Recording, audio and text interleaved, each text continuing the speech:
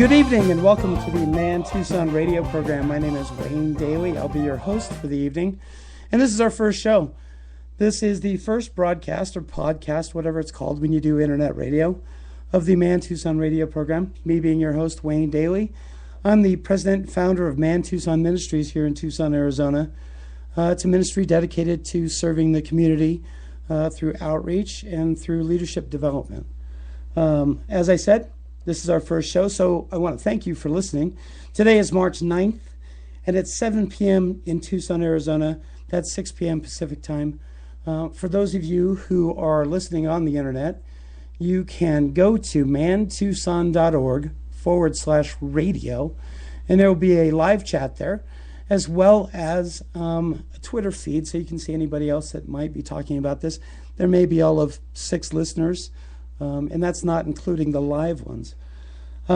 So again, I wanted to say thank you for listening, and this is Wayne Daly. I know it's daylight savings time. That's the whole confusing thing for me. Do I start at 6 p.m. Tucson, which would eventually be matching 6 p.m. Pacific time, or do I just make it 7 p.m. Tucson, 6 p.m. Tucson? The whole daylight savings time escapes me. We don't celebrate or we don't adhere to daylight savings time in Arizona, except for the Navajo Indian Reservation up in the northeast corner of the state. The rest of the state hasn't observed daylight savings time since 1967, and that was the first year of the Uniform Time Act. Arizona did adhere the first year. From what I understood, drive-in movies couldn't start until 10 p.m. So, and some politicians had a vested interest in some drive-in movie theaters, so they passed a law to be left out of daylight savings time. Like I said, we're just going to try and have some fun tonight. I'm testing my levels, testing my microphone, testing sound, and basically, this is our maiden voyage. The opening music that you listened to, that was created for me by Jacob Coffin. He's a college student out in California. I want to say thank you to Jacob for that. I wanted to have some original music. So, for my friends in California, I want to say I'm sorry, but you'll be losing an hour's worth of sleep Monday morning. You'll have to wake up an hour earlier. That old rooster's going to wake you up just a little bit earlier than the rest of my state, which is Arizona.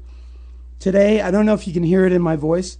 I still have a little bit of a cold. My voice is very strained, so I'm going to do the best I can to have some fun with you guys, to maybe be a little entertaining, to talk about my feelings about biblical manhood, about I have topics tonight. I was asked if it's all right for a woman to ask a man to marry her. I was asked to contribute my thoughts on the topic on the Guy Talk Radio, which is on latalkradio.com, hosted by Joey Olson.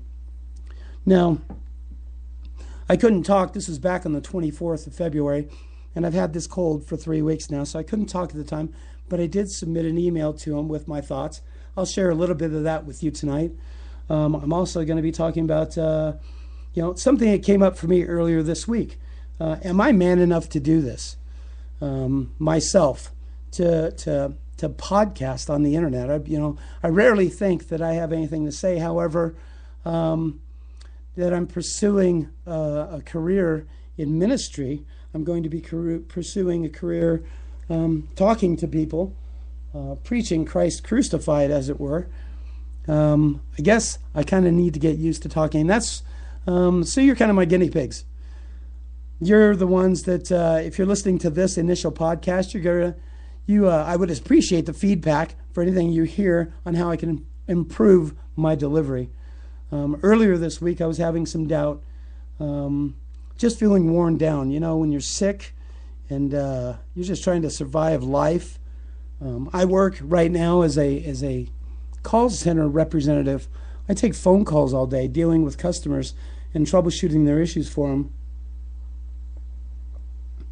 And it's kind of hard to do my job when I need to take a drink of water every 60 seconds so I have some voice. So this has been weighing down on me. I'm considering at this point that at the end of the month, maybe leaving my full-time job, taking a part-time job to pursue full-time ministry. I've been discussing this with my bride, my wife, Christina, who's very supportive. And I had to come to the realization I had to to confess that I'm having serious doubt, that I'm scared. Right now we're so close to being debt-free. We've been pursuing having a debt-free home for 2 years now. We started off reading the Dave Ramsey Total Money Makeover, and we participated in a Financial Peace University class at a local church here in Tucson. And we've really been working very hard. We've paid off several credit cards and loans. We paid off the truck, our vehicle that we own, and we have one small credit card that has a couple $100 on it, and then we have one loan. It's not revolving credit; it's an actual loan, and then that's it. We'll be debt free in our home. We have a very small footprint for what we need to pay, and now would be the time. My wife and I have agreed that now is the time, as I feel called to pursue ministry. This would be a good time for us to strike out into that career. However, the doubt keeps washing over me. I was cleaning the kitchen Wednesday night, and I turned on some 90s hip hop music. I decided I wanted to have something to kind of wash away the thinking I had going on. I kept playing this movie in my head, scenes of me struggling and just a continual message that was being washed over me that I'm not worthy. So I turned on some 90s hip hop. I had Snoop Dogg singing his Gin and Juice, and I was listening to it on Pandora radio, so the explicit lyrics were blurbed out, and that didn't matter because I really wasn't even listening to the music. Even with that music on, all I felt was numb. I couldn't hear what he was saying, numb to what he was saying, numb to everything except for, taking the dishes out of the dishwasher and putting them in the pantry. I felt like I needed something more. So I turned on to my Newsboys station on Pandora and began to listen to some worship music. Now, I do a lot better with worship music. I have to say, 40 plus years on the planet, I did listen to secular music more than Christian music, and now that's kind of turned around for me. I listen to Christian music more than secular music. I turn on worship music. I tend to know the songs more, unless I'm listening to classic rock, something with Pat Benatar and AC/DC, something from my childhood, Van Halen especially from high school. Anyway, I turned on the worship music, and all I felt was, I felt even worse. I became, even deeper in despair, to the point that I laid my hands down on the sink, the edge of the sink, and put my head down. I had tears, and I rest my head on my arms at the edge of the sink, and all I could whisper is, "I'm not worthy," I felt me pulling the weight of my own sin back down upon me. And I wanted to write about it. I blogged about it on my blog site, which is mybrokenhip.wordpress.com. And I blogged about it, and what had happened was I just had a moment where I kind of tuned out of myself, stopped focusing on myself, and started listening to the song that was on the radio. And the song that was on the radio was by artist Jason Gray, who the song is "Remind Me of Who I Am." Jason Gray has a really interesting story. The man is he's got a speech impediment. He stutters whenever he speaks, and he was just on the radio the other day talking about how he has struggled with that. And but when he sings beautifully. You would never know he has a speech impediment. Anyway, I'm listening to the song, reminded of the interview, thinking about how Jason Gray must have been scared to death, to try and pursue a career in music with having a speech impediment. What I could never even think to do something like that. But I was immediately reminded, as I'm listening to the words of the song, that I'm not worthy, and then it's not, and that's the plan. I'm reminded, while I was listening,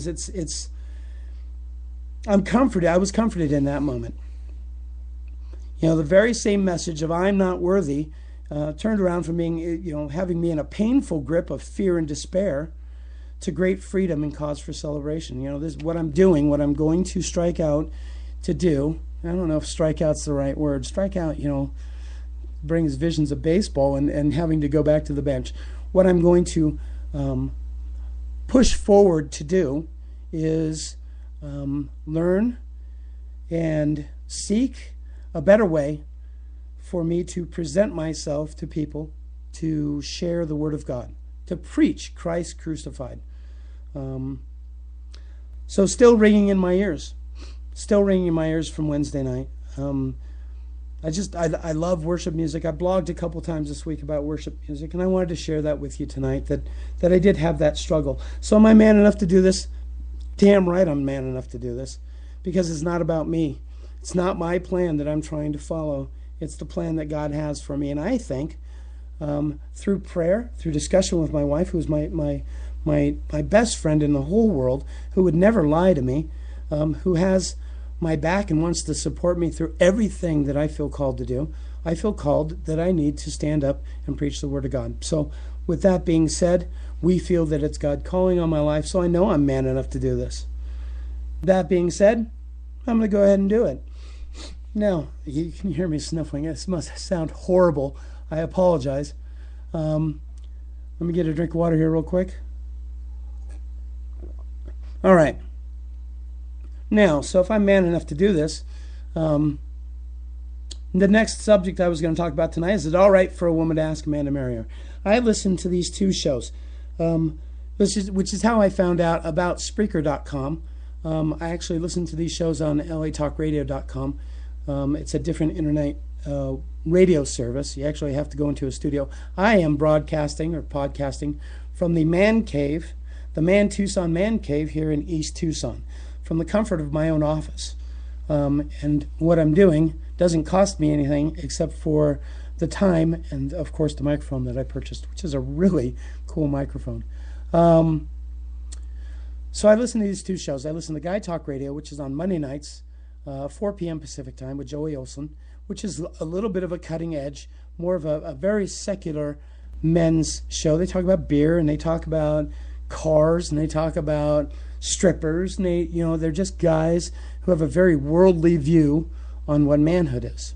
And I'm very blessed that they invite me to join their show. Now, I don't particularly share their view on a lot of things, but they seem to think I have something important to contribute. So I want to make sure that I always honor them. And I'm very respectful, and I don't ever tell anybody they're wrong, but I share my views, even when it opposes what they're talking about. The other show I contribute is A Comic's Life, which is on Fridays at 4 p.m., and that's more PG-13. The hosts, Sandy Stotzer and Billy Batts, they bring in local comics, national comics, and they talk to them about their life, not about their career, per se, on how funny they are or some of their material, but they talk about like road stories. They talk about how difficult it is to be a comic today. So I part of why I do this is because I was invited into this by those gentlemen, and I sincerely appreciate the time they invest helping me be a better speaker.